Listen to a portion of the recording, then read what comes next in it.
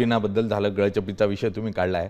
सध्या तुमच्या मंत्रिमंडळातले तुमच्याच पक्षाचे काही मंत्रिमंडळ आमची गळचपी होते, मित्रपक्ष गळचपी करतो, आम्हाला निधी देत नाही म्हणून. असं काही नाही. फक्त काय होतं, अतिशय चांगल्या प्रकारचं ट्युनिंग देवेंद्रजी, एकनाथ शिंदे साहेब आणि सुनेत्रा पवारांमध्ये आहे. बघा, 3 पक्षाचं सरकार आहे. 3 पक्षाचं सरकार असल्यामुळे थोड्याफार प्रमाणात इकडे तिकडे हे छोट्या छोट्या गोष्टीवरनं काही लोकांचे वादविवाद होत असतात, पण ती पेल्यातली वादळं असतात. मोठ्या लेवलला म्हणजे वरिष्ठ लेवलला ह्या तिन्ही नेत्यांमध्ये चांगला समन्वय आहे.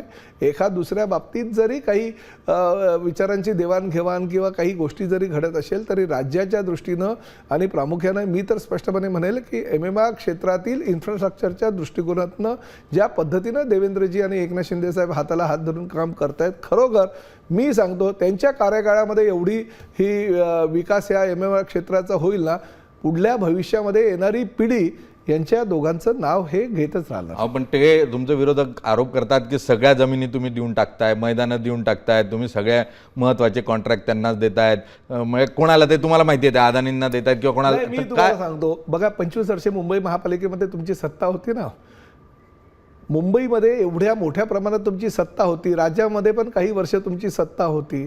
जो हिशोब तुम्हीचा जर काढला तर काय म्हणजे किती भूखंड तुम्ही लाटले, किती ठेकेदार तुम्ही निर्माण केले, किती ठेकेदारांना नगरसेवक बनवलं, किती ठेकेदारांना आमदार बनवलं, किंबहुना किती ठेकेदारांना तुम्ही लोकसभा लढवली आणि किती लोकांना राज्यसभेमध्ये पाठवलं, ह्याची जर जंत्री आम्ही वाचायला बसलो आणि लिहायला बसलो ना, एक दिवस पण कमी पडेल. परंतु ठीक आहे, विरोधक आहे, विरोधकांनी त्यांचं काम करावं. विकासाच्या दृष्टिकोनातून आमचं सरकार जे काम करतं आहे, मला असं वाटतं राज्याच्या इतिहासामध्ये आजपर्यंतच्या कार्यकाळामध्ये 2019 ते 2029चा हा 10 वर्षाचा कार्यकाळ फार निर्णायक आहे.